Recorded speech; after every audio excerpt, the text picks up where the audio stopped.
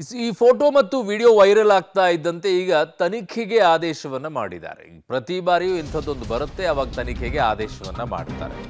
Parappana ಅಗ್ರಹಾರದಲ್ಲಿ killing star ದರ್ಶನ್ಗೆ ರಾಜ್ಯಾತಿಥ್ಯ, ರೌಡಿಗಳ ಜೊತೆಗೆ Darshan photo video ಎಲ್ಲ ವೈರಲ್ ಆಗಿದೆ. ದರ್ಶನ್ಗೆ ಜೈಲನ್ನೇ ರೆಸಾರ್ಟ್ ಮಾಡಿ ಕೊಟ್ಟಿದ್ದಾರೆ ಅಧಿಕಾರಿಗಳೇ. ಅವ್ರಿಗೆ ಯಾರಿದ್ದಾರೆ ಅವ್ರಿಗೆ ನಡುಕ ಶುರುವಾಗಿದೆ. ರಾಜ ವೈಭೋಗಕ್ಕೆ ಅವಕಾಶ ಕೊಟ್ಟಿದ್ದಕ್ಕೆ ಅಧಿಕಾರಿಗಳ ತಲೆದಂಡವಾಗುತ್ತಾ? ರಾಜ್ಯಾತಿಥ್ಯಕ್ಕೆ ಅನುವು ಮಾಡಿಕೊಟ್ಟಿದ್ದ ಅಧಿಕಾರಿಗಳ ಮೇಲೆ ತೂಗುಗತಿ ಅಂತಿದ್ದಾರೆ.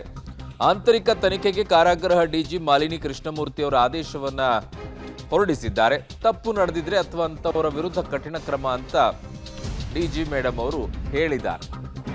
ಪ್ರತಿ ಬಾರಿಯೂ ಹಿಂಗೆ ಆಗತ್ತೆ, ಈ ತರ ಕ್ರಮವನ್ನ ತೆಗೆದುಕೊಳ್ಳುವಂಥದ್ದು, ಅದಾದ ನಂತರ ಅವರನ್ನ ಬಿಟ್ಟು ಬಿಡೋದು ಅಂತ. ಜೈಲಲ್ಲಿ ದರ್ಶನ್ಗೆ 5 ಸ್ಟಾರ್ ವಿವಿಐಪಿ ಟ್ರೀಟ್ಮೆಂಟ್ ಕೊಡ್ತಾ ಇರೋದು ಪೊಲೀಸ್ ಅಧಿಕಾರಿ ಆನಂದ್ ರೆಡ್ಡಿ ಸೋಮಶೇಖರ್ ತನಿಖೆಯ ಹೊಣೆಯನ್ನ ಕೊಟ್ಟಿದ್ದಾರೆ. ಈಗ ದರ್ಶನ್ಗೆ ರೌಡಿಗಳ ಜೊತೆಗೆ ಇರಲು ಬಿಟ್ಟಿದ್ದಾದರೂ ಯಾರು? ಈ ಕುರಿತು ತನಿಖೆ ನಡೆಸಿ ವರದಿ ನೀಡಬೇಕು ಅಂತ ಸೂಚನೆ ಕೊಟ್ಟಿದ್ದಾರೆ.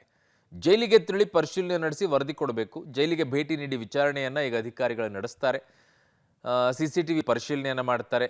ಏನೆಲ್ಲ ರಾಜ್ಯಾತಿಥ್ಯ ನೀಡಲಾಗಿತ್ತು ಅನ್ನೋ ಕುರಿತು ಕೂಡ ತನಿಖೆಯನ್ನ ಮಾಡ್ತಾರೆ.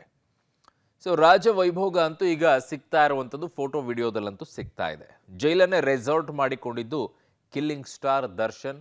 ಅವ್ರು ಮಾಡ್ಕೊಂಡ್ರ ಅಥವಾ ಅವ್ರಿಗೆ ಮಾಡಿಕೊಟ್ರ, ಋಣ ಸಂದಾಯ ಯಾರಾದರೂ ಮಾಡ್ತಾ ಇದ್ದಾರ ಗೊತ್ತಿಲ್ಲ. ವಿವಿಐಪಿ ಟ್ರೀಟ್ಮೆಂಟ್ ಕೊಟ್ಟ ಅಧಿಕಾರಿಗಳಿಗೆ, ಸಿಬ್ಬಂದಿಗೆ ಈಗ ನಡುಕ ಅಂತಿದ್ದಾರೆ. ತಲೆ ಕೆಡಿಸ್ಕೊಬಿಡಿ, ಯಾರನ್ನೋ ಒಂದಿಬ್ಬರನ್ನ ಬಲಿಪಶು ಮಾಡಿ ಬಿಡ್ತಾರೆ, ಯಾರು ಮೈ ಮೇಲೆ ಹಾಕೊಳಕ್ ಹೋಗಲ್ಲ.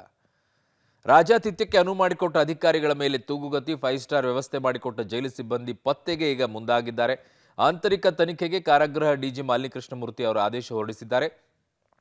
ರಾಜ್ಯಾತಿಥ್ಯ ಮತ್ತು ರೌಡಿಗಳ ಜೊತೆಗಿರಲು ಬಿಟ್ಟಿದ್ಯಾರು ಅನ್ನೋ ತನಿಖೆಗೆ ಈಗ ಆದೇಶ ಮಾಡಿದ್ದಾರೆ. ಇಬ್ಬರು ಐಜಿಪಿಗಳ ನೇತೃತ್ವದಲ್ಲಿ ತನಿಖೆಗೆ ಕಾರಾಗೃಹ ಡಿಜಿ ಆದೇಶ ಮಾಡಿದ್ದಾರೆ. ಬಿ ವಿ ಆನಂದ್ ರೆಡ್ಡಿ ಅವರು, ಸೋಮಶೇಖರ್ ಅವರ ನೇತೃತ್ವದಲ್ಲಿ ನಡೀತಾ ಇದೆ ತನಿಖೆ.